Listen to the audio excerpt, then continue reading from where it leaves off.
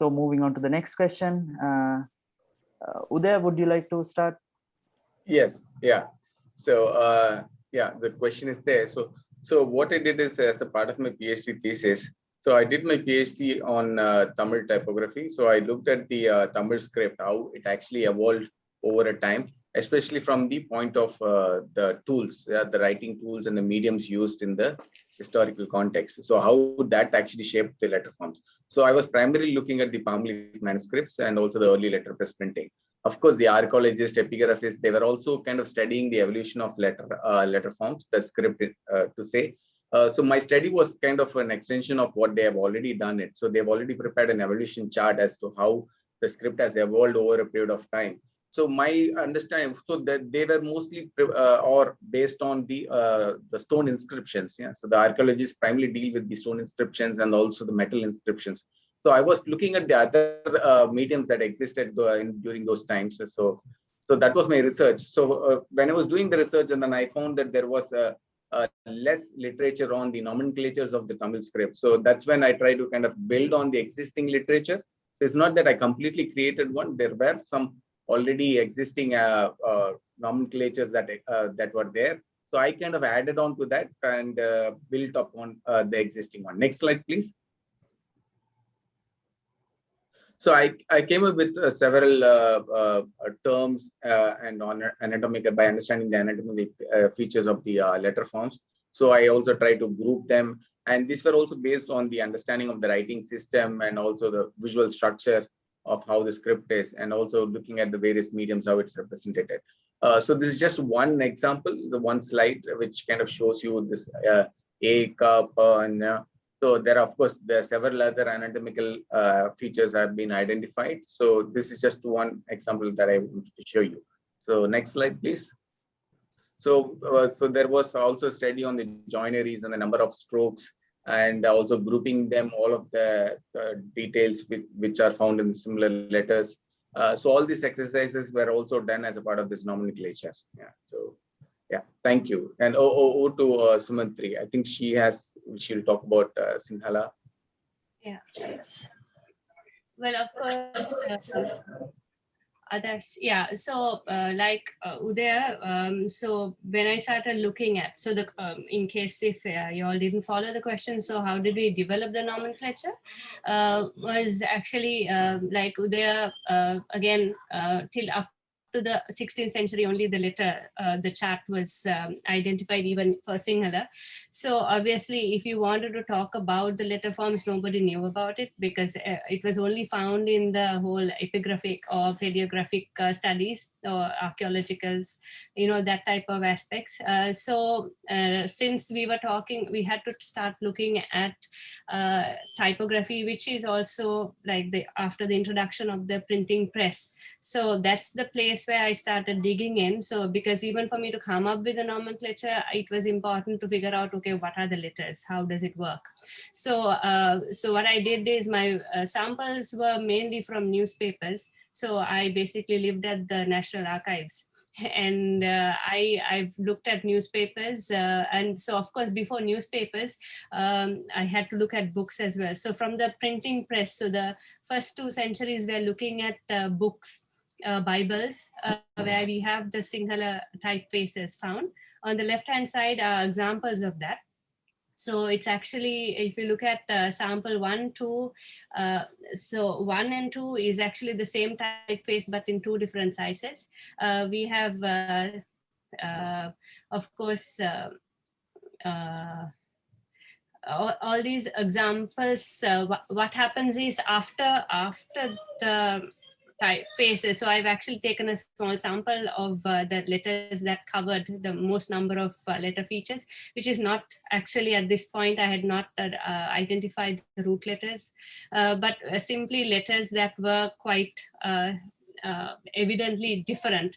One was also like, for example, the letter, the N, and the L and the Ds, those were letters that actually jumped out every time you looked at a script because there were different changes. So to identify one of those, the aspects of selecting this sample was the reason why it is so. But nevertheless, after observing the books, of course, I went through chronologically, I went through all newspapers. So I looked at nearly 2 centuries of newspapers and took samples out of it.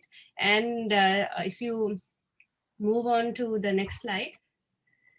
So when you, what I did here is these are actually, so 10 letters were taken out to observe the evolution. So if you look at the first line, which is the P series, is actually the pre-newspaper era.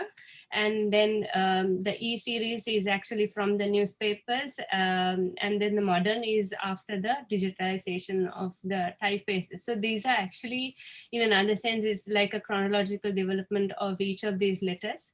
And after figuring this out, it is thereafter the study actually began with the samples, and then of course identifying how these visual variations had actually differed. So if you go to the next slide, again, a few samples of, yeah, these are the examples. So if you look at the chronological order, the left-hand side is the pre-newspaper. So these are actually, there is no copy here. It is different typefaces. It might look the same. Number one, the samples were taken, that is just one typeface. Number two is another typeface. And so on. So similarly, you also, I was able to identify what were the most common and most popular typefaces, during the time. So those are quite interesting findings, including the most rare and the most unique ones were also identified. So if you go to the next slide, so after figuring out all these, the letter forms and so on, it was actually time to name them. So initially started off by, proposing names, terminology from the existing, the neighbors mainly, especially Tamil, Devanagari, Bengali, and looked at how they had named them according to the shapes. So obviously I looked at them, and then I had to reconfirm it with a set of experts. So subject specialists like Sinhala subject specialists were brought in for an open interview. So actually I was privileged to have some very renowned professors all in one table and with sample sheets, and asking them questions on what they thought about this. And of course, it was quite interesting that they did not know, they never looked at the letter as a visual aspect, but but every time I spoke to them, they suggested terms which were similar to what I've also proposed, and also mentioned the fact that the anatomy, if this was a body, what are the terms? So obviously they were quite specific. And then one of the main learnings from here was the fact that I was told to use Sanskrit terminology. So because in Sinhala we have a lot of Sanskrit terms used. So if I was going to standardize the terms I was supposed to use, like for example, if you look at the top part, the base shape. So I was able to identify nearly 5 types of base shapes. And of course, each base shape, like for skanda, is, we could, in colloquial terms, we could call it khanda, but skanda is actually the Sanskrit term origin. So those are terminology that we had to come in, like banga is actually the broken. So like so on. So those terms were actually being brought in, but but when I was actually when I brought it into the table after identifying the terms, they were again cross-examined with neighboring terminologies, and of course with Latin as well, just to see if we have anything unique. Of course, I was able to find certain letter parts that were unique, but nevertheless, when these terms were translated into English, of course, we had the same terms or similar terms bringing in. So as a result, the terms are what we that was suggested. And of course, of course, practitioners like, Aadarsh and Pathum, you all surely know that, even though these terms have been brought in, practically, you all have your own terminology. So likewise, but from the academic perspective, what we do is at least we are able to pinpoint, as Pathum said, when we have a term. So that was how we developed the nomenclature, and I'm looking forward for the developments in the nomenclature, and hopefully, like Adarsh said, maybe we will have more conversations now since we've actually have these terms out there. Yeah. In fact, Aadarsh has also added so many terms to the Tamil script. Yeah. I forgot to mention. Yeah, maybe he has not shown his slide, but I should mention this. Yeah, so he has also developed terminologies for Tamil. Nice. Thank you, Sumanthri, for bringing it up. Yeah. Thank you. Thanks. Yes, let's move on to the next question. Thank you, Sumantri. So we heard from two academics who extensively worked on their PhDs, developing nomenclature and analyzing these things. So I would like to turn to Aadarsh and ask, what can we achieve with these defined anatomy and terms and things like this as a practicing type designer? How is it helping you? What are your insights about this? So I think I'm going to digress a little bit in this answer, but I think it's a three-parter, this answer. So firstly, like I mentioned before, with the defined anatomy, it just helps to have a conversation with people. For example, this is this is actually copy pasted from the Basecamp chat rooms that I've been a part of in the previous collaboration with Egodawatta, and it's convenient. At the end of the day, having an anatomy is convenient. It allows me to have a conversation over the phone. It allows me to have a conversation away from the screen as well, because if someone says that, oh, the lap of the E needs to be wider than the umbrella, I don't need to be in front of the screen to visualize that, because if someone mentioned, oh, it's slightly narrower in the bold, or the eyes can be wider, like I already have an image in my head. And this has also helped in getting feedback from people. So Udaya has given me feedback on this typeface, and I remember our conversations were smooth sailing because both of us were well versed with the terminology, and we could just point out errors wherever required or suggestions wherever required without you know uh, like trying to come up with these euphemisms like oh, this part of that character needs to be wider, and then you need to also have like a laser pointer just to point at the character. So yeah, at the end of the day, it's convenient. It's convenience for conversation with people.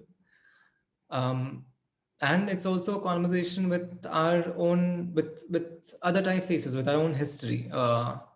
Just because we know and we notice these forms, and we are conscious of these forms, we can then incorporate them into our designs. Otherwise, we'd just be designing a bland monolinear typeface or a modulated typeface, and we wouldn't be able to talk about our typefaces.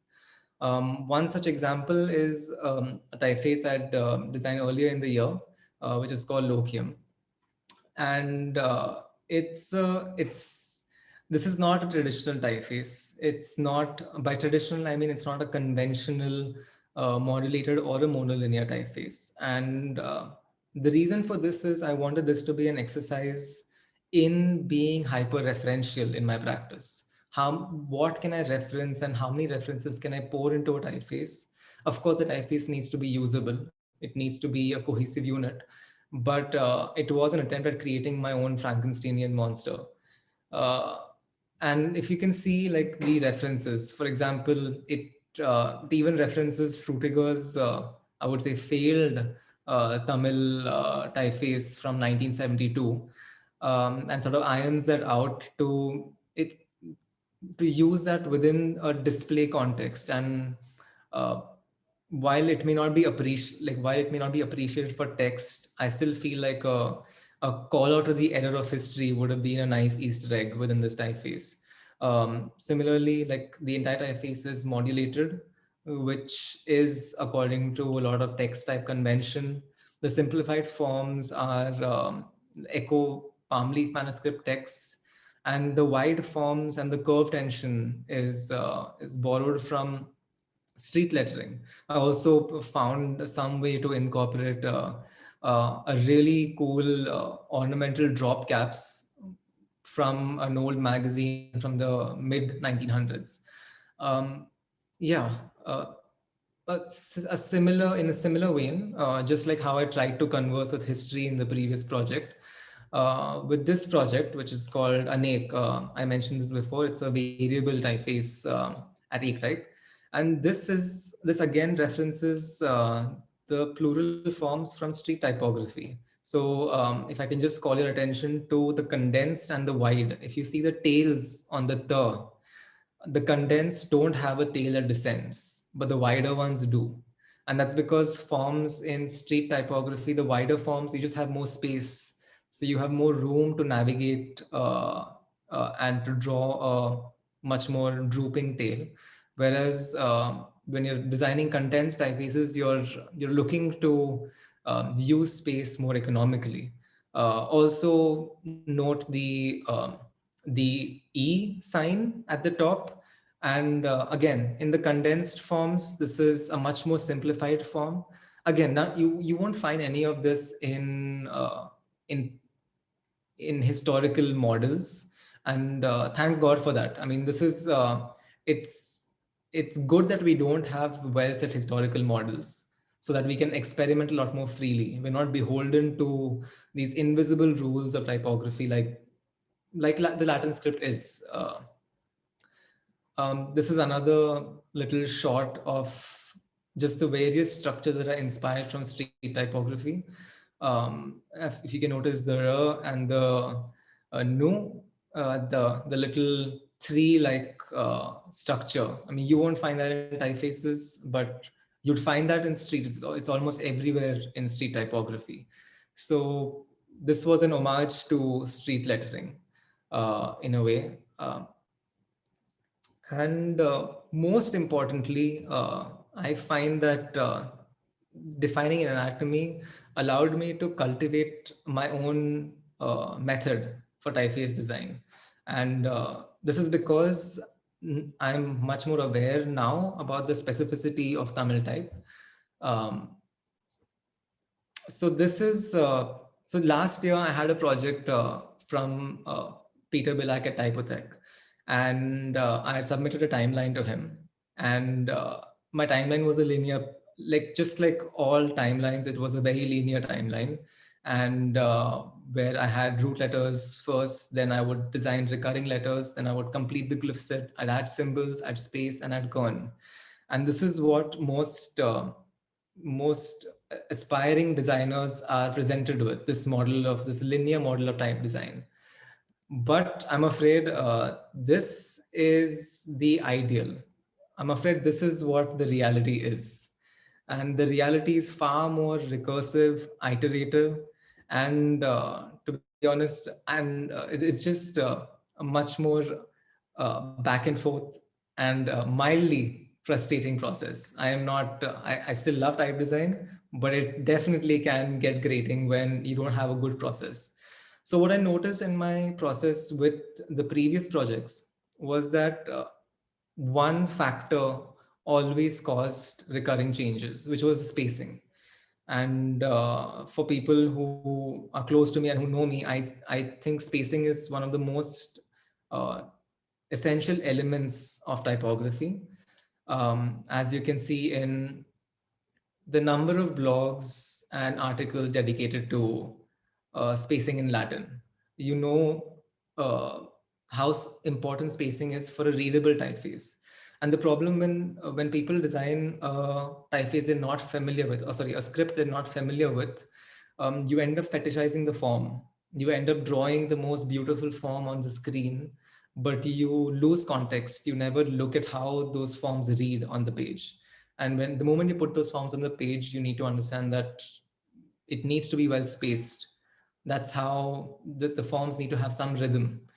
Um, and so what I did was I had a frequency chart. So basically, I analyzed a bunch of text, a corpus of text. These are 4 novels by Kalki, very famous novels by Kalki, a Tamil author.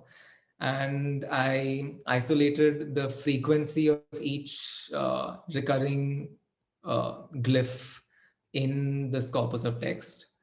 After that, I then grouped them according to shapes, and it made me understand what were the most recurring shapes in Tamil, not glyphs, shapes in Tamil. And much more importantly, this helped me group Tamil in as like make spacing groups with Tamil. That's what you call that in, well, when you're designing type. It's basically we create groups of letters that have the same left hand side and the right hand side. So a per and for example, an old style vowel E would have a vertical group on the on the right hand side, and say all the I forms would have the same round group on the left hand side. And based on the analysis, what I figured was I could have 4 control characters. Now in Latin type design, you usually have just an N and an O, but it made no sense to space Tamil with respect to Latin centric ideals. And especially there were 2 shapes that were native to Tamil and most frequent in Tamil, which was the K shape, which you see on the left, the first character, and the beak shape, that is the last shape. And this changes the dynamic uh, of spacing within the Tamil script. And the moment I identified this, it helped me streamline my entire process. So I was actually able to commit to a timeline and actually deliver with the timeline, rather than be caught up in a very iterative and long process. So this is an example of my spacing test case. And this is how I test my typefaces now. It's a much more efficient way to space my letter forms, and I do not have to then unnecessarily kern the entire character set, because it saves me a lot of time. So all I have to kern are these minor exceptions. And lastly, what it also helped, and this is again with November, is that it helped me identify, it helped me isolate shapes that were crucial to legibility. So November Tamil was, the brief was to make a typeface, a monolinear typeface uh, that was amenable to signage typography, print, as well as the digital medium, the web. And like you would, like for example, in Anek, because I was inspired by street typography and my common point of reference has always been street typography, the shape of the as you can see in the note there, it was one where the I was shoved into the bowl. That would have caused a lot of readability problems. But just by having a much more distinct shape and having the T have a tail that clearly descends down, differentiates it from a K. As you can see in the pixelated form, the K and the T could be conflated for one another if it did not have a descending tail. So now these specificities, of course, like I paid attention to these forms only because I knew that these forms existed. Yeah, and I'm going to pass it on to Pathum. Yeah. Yes. Yeah. Yeah. Okay. So I think I'm just going to run through, like we are running out of time as well. I'm going to run through next slides real quick. But what the gist of the ideas that others spoke about is like making informed decisions about the process, that like having an understanding of anatomy helps us develop processes, and it gives us ability to make informed decisions about our projects and what we do in our process. Can you go to the next slide, please? This is a project that Janaka Attanaik of the Akuru Collective collaborated and we did with Moniac. So this is a revival of the first ever. You saw some images from the first ever Sinhala printed documents. So this is a revival of the first ever printed Sinhala letter forms. And if you go to the next slide, please. So we have a lot of these kind of images in the process book. We developed, Janaka worked on developing a lot of these sort of analyses to make sure that we are making decisions based on the interrogated sources, and our decisions are based on actual facts and not just thought up ideas about how a letter form should be. So you can see on the top, we are like he's analyzing the scanned images and like trying to understand how proportions work, and based on that he has developed a grid which he then used as a guideline to develop and finalize the final letter forms. Next slide, please. Yeah, more of these images, as you can see, analysis. Yes, next, please. Yes, and this is the other element, as you saw, like in Aadarsh slides. Aadarsh as a type designer, like a hardcore type designer, works on these things on a specific level, but these definitions of anatomy is especially useful for people who are starting off with exploring with type design and exploring letter forms as well. If you go to the next slide, you can see, I think, hope you all know that 30 days of Akuru is happening right now, exploring Sinhala and Tamil letters for a whole month. We have a letter dedicated for each day, and designers and enthusiasts get together and explore the letters. So as you can see, it's the letter E. This is just taken from a chat yesterday. So this letter E shape is there, and on the left you can see one of the submissions, and then there was the discussion whether this actually looks like the letter E. And this chat happened, and then we were able to give specific feedback to the designer to improve upon this. So it's important for people when we are getting started and exploring typefaces, exploring letter forms, to understand anatomy and talk about this, not just in hardcore type design or typography. Yes, so I would like to note that we are sort of nearing the end of the session, and if you have any questions, please post on the Q&A session. And over to Sumanthri. So what can we achieve by having properly defined anatomy? Yeah, so since we're also short of time, I'm going to make it quick also. So very clearly, since the anatomy of future of anything to do with type is what I would say. So if you go to the next slide, so these are just a few examples of students, after defining the grids and the anatomy, the new typefaces, following up, coming up with new typefaces, of course. And then next one, next slide, is more from a postgraduate point of view. We see, this is Shanika Eramudugola's work. This is mainly on identifying the existing, or you're actually testing out the existing typeface that is used for road signs, and identifying, testing it based on that, and even coming up with the closest example of how we could come up with a legible typeface for Sinhala is another one. And then, of course, if you go to the next slide, since we have identified the anatomy, we can actually get into the atomic features, which is actually the skeleton of the letter.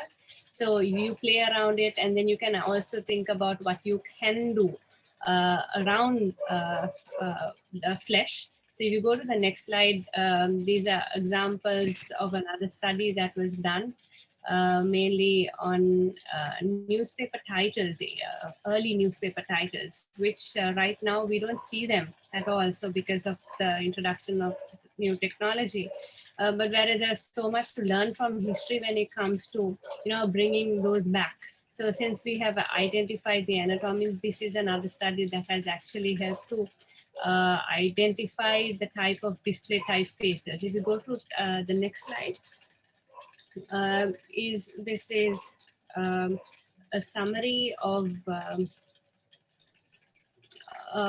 the visual forms that I've understood at when observing the newspaper titles, which is also a limited time frame. And of course, using that knowledge and applying it to other scripts was also something. This is a workshop done in India. So whereas, you give the, after the skeleton is figured, after you can get into the next stages of it, adapting it into flesh and playing around. And to close off another MSc, next slide, please. The another student who is actually taking this research that I had done into the next stage of, he's analyzing again display typefaces on book covers, Sinhala book covers, which is quite interesting because he's able to categorize or classify the visual aspects of the typeface, the typefaces, the display typefaces, the decorative, the elements, all that based on this anatomy. So initially we were unable to do something like this because we wouldn't know how to talk about it or state it. So there you can definitely, this is the future for sure, on especially the fact that we've understood and identified the anatomy. We are now into into research, and of course the target is so that people will of course talk about this more, and we'll be able to establish this further. So that's about it from my end. Yeah, for me, I can just sum up hopefully. So thanks to everyone. So with if you have a good understanding of anatomy, so we can develop a good typeface. And with a good typeface, you have a good typography. With a good typography, you can achieve a good communication, which is the sole objective of typography. And with good communication comes a better understanding. And with a better understanding, we become a better person. So with this, yeah, so thank you all. Yeah, so over to Pathum. So that's it from my end. Yeah, so thank you for the opportunity.